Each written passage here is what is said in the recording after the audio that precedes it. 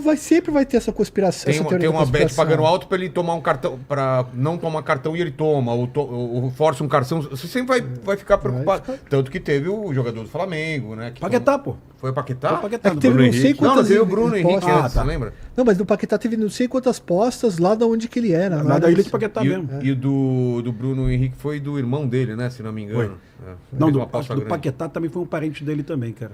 É. É. Do Paquetá eu não sei. Pô, cara, mas é feião essa porra mesmo. É, então. E aí, uma das coisas que os caras falam dessa questão da proibição é você realmente proibir o atleta que joga de fazer a propaganda. E aí a Bet perde bastante e não tem um atleta do calibre do Vini Júnior fazendo propaganda.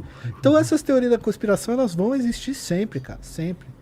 Eu, se sou o Vini Júnior ali, se for do Ancelotti, dá o bagulho na minha mão e eu vou cobrar esse negócio aqui, mano. Eu sou camisa 7 do Real Madrid, a bola é minha, já fiz 4 gols na Copa. E já era. Tô brigando pela artilharia, tô numa fase ótima e tal, por que eu não vou cobrar? É, já era. Tu tá seguindo a linha de pensamento que minha também. Lógico. O Haaland teve uma odd alta também se o Haaland faria 2 gols, né? Porque ele é uma máquina, mas é no Brasil. É.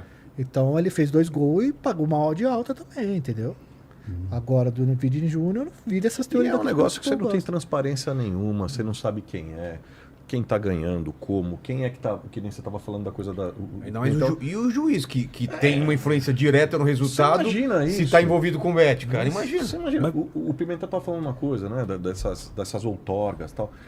Precisava ter uma lista pública de quem tem essas outorgas, por que tem, quais são os lucros, quanto desses lucros precisam ser reinvestidos no país, em termos dos custos de saúde pública, em termos dos custos de fiscalização, porque isso tá ok.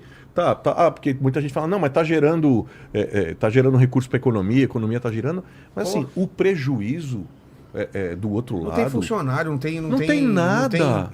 Não tem físico, não tem uma... E não tem nenhuma transparência. Quem é que ganha no Brasil? Quem perde a gente já sabe, que era o que a gente estava falando aqui. Mas quem que ganha, velho? Quais são os nomes? Quem são os donos dessas bets que são... Agora, você estava falando que no Maracanã só tem propaganda de bet, né? O Maracanã tá todinho tomado, só tem propaganda de bet. Eu não tinha nem me dado conta disso. Ele estava falando que tem propaganda de bet numa ambulância. A gente mostrou foto aquele dia. Você imagina. Na ambulância? Você lembra da vez que a gente veio aqui com a Soraya? Eu não lembrava da ambulância. Se achar aí também... Esses caras vão financiar a campanha política? Ou a lei proíbe, cara? Eu acho que, assim, nem eles têm CNPJ. Eu vou aqui falar uma coisa, assim, eles não querem nem aparecer, né? Eles não querem nem aparecer. Então, se eles patrocinavam via ilegal. Menos ortodoxa, entendeu? Se vai patrocinar... Agora, que sem dúvida nenhuma, eles movem interesse. Por moverem interesses econômicos poderosos, eles movem interesses políticos poderosos, eu não tenho a menor dúvida. Vide, não tem nada a ver, mas tem a ver no sentido de interesse econômico poderoso, vide Vorcaro.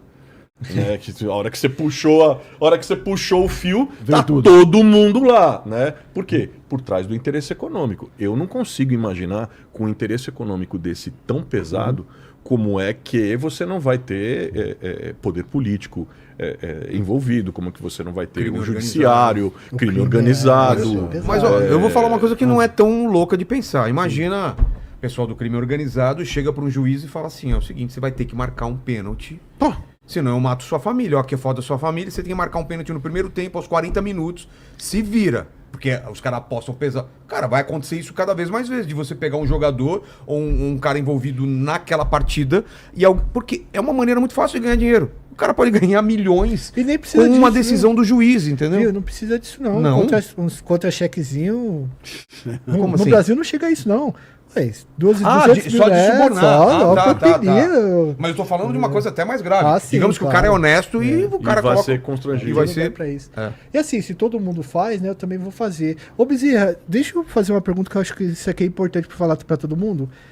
Se hoje eu descobrir que meu pai é viciado em aposta e que ele perdeu boa parte do dinheiro dele, perdeu tudo que ele tinha e tal, e veio pedir dinheiro emprestado pra mim, o que eu faço? Onde eu encaminho ele? O que eu faço? Então, o primeiro passo hoje, a primeira porta de entrada do sistema de saúde pública são os CAPs. Buscar o CAPs. Mas você tem outros locais especializados, como aquele que a gente está falando, o ambulatório do jogo patológico no HC, no Hospital das Clínicas. Você tem outros equipamentos, mas eu diria hoje muito, mas muito abaixo da demanda.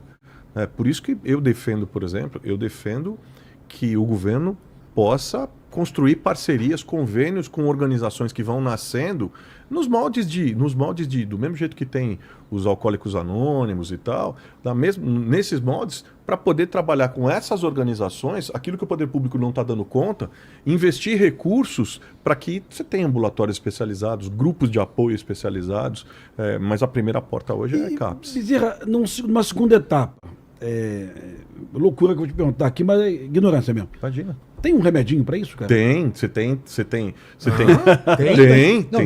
Tem terapia, você tem. Não, tem remedinho. Tem terapia, tem porque é uma coisa tratamento, tem química. tratamento medicamentoso, tem uma série de questões a serem avaliadas, porque tem todo um acompanhamento. Nós estamos falando de um problema sério de saúde. Mas tem um remédio que vai atuar quimicamente na cabeça do cara para perder o tesão de jogar? Para a não? coisa da compulsão. Porque o mecanismo de compulsão ele não se dá só pelo jogo. Você tem compulsão sexual, você tem compulsão chocolate, de chocolate, comida. Você tem, assim, a pessoa que tem o potencial da compulsão, ela tem uma dinâmica cerebral, ela tem uma arquitetura cerebral.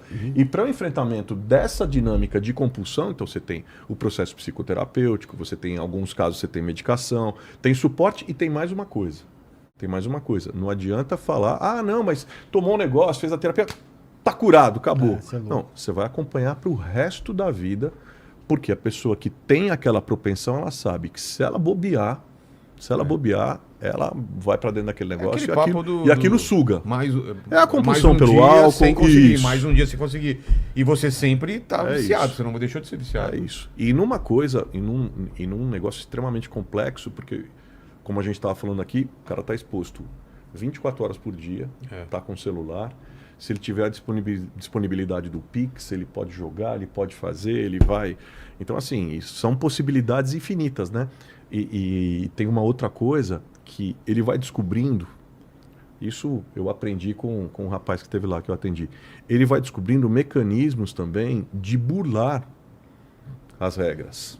Então, por exemplo, se ele sabe que ele tem... ele vai jogar, mas ele tem um limite que foi estabelecido no Pix dele que não permite mais que além daquilo ele jogue, ou se a banca começa a perguntar para ele, escuta, você está jogando, você já perdeu, sei lá, 50, 100 mil reais, trava e tal, essas coisas, ele começa a encontrar mecanismos de buscar outras plataformas onde ele não tenha essas travas. Então, é uma questão, como a gente estava dizendo aqui, é uma questão humana complexa, de saúde pública, e assim precisa ser percebida. Porque esse negócio de falar, não, mas pô, a loteria aí é outro negócio aí e tal, a loteria é cultural, enfim, tá na cabeça das pessoas. São coisas completamente diferentes. Ô Homer, manda aí. Vamos lá. Tem a pergunta aqui do Danilo Nex. Ele perguntou se o baixo nível de educação tem relação com vício. Cara, eu acho que não. Você tem outros países que investem muito mais na educação de qualidade, que a gente está falando, que é mais eficiente no ensino, e que as pessoas são viciadas também. O mecanismo de compulsão também é um mecanismo que tem a ver com questões químicas e tal. O que eu acho que talvez tenha que acontecer no Brasil é que tenha que aumentar o nível educacional em relação a não ficar viciado e a consciência em relação às bets. A educação ela é uma metamorfose ambulante. Ela vai se adaptando com as demandas do tempo em que a gente vive. Se para uma sociedade melhor, para uma sociedade estável, você precisa que as pessoas sejam educadas a não jogar em bets, elas serão educadas para não jogar em bets. Isso é o ideal. Mas a gente já sabe como é que funciona, às vezes, enfim. Qual o nome do menino, hein?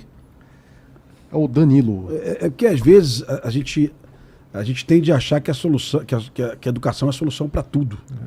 E Danilo, eu vou dar uma notícia muito ruim para você. O Sobral é a melhor nota no IDEB no Brasil para ensino o básico, né? O básico, ensino integral. E é a 12ª cidade mais violenta do Brasil, né? Então, assim, pouca gente faz essa relação, que a cidade mais vitoriosa na educação é a 12ª cidade mais violenta. Então, mas talvez a gente pensar no ensino fundamental em aulas de economia, talvez pudesse ter algum efeito a médio prazo, viu? Não, Né? importantíssimo. Economia, eu sou um defensor da inserção da matéria de economia pessoal, de Economia organização pessoal, doméstica, doméstica, né? inserção Isso. de economia doméstica, economia pessoal. Quer dizer, para que a pessoa possa, desde os primeiros anos, aprender a administrar o seu recurso, porque muito do que o Danilo está falando na questão da educação, tem um ponto que se você não sabe, quanto menos ferramentas você tem para organizar seu orçamento, para organizar, enfim, aquilo que você ganha, para prever, para planejar a sua vida, maiores são as chances de você cair no conto conto desse negócio da Beth, que promete o quê? Promete o ganho, a esperança de um ganho fácil, rápido, sem tanto esforço, e que você fica ali completamente vulnerável àquilo. Se você gostou desse corte, não deixe de se inscrever em nosso canal, deixe seu like, compartilhe o vídeo. Agora, se quiser dar uma força, não deixe de se tornar membro do canal. É menos que uma paçoca. Valeu, muito obrigado.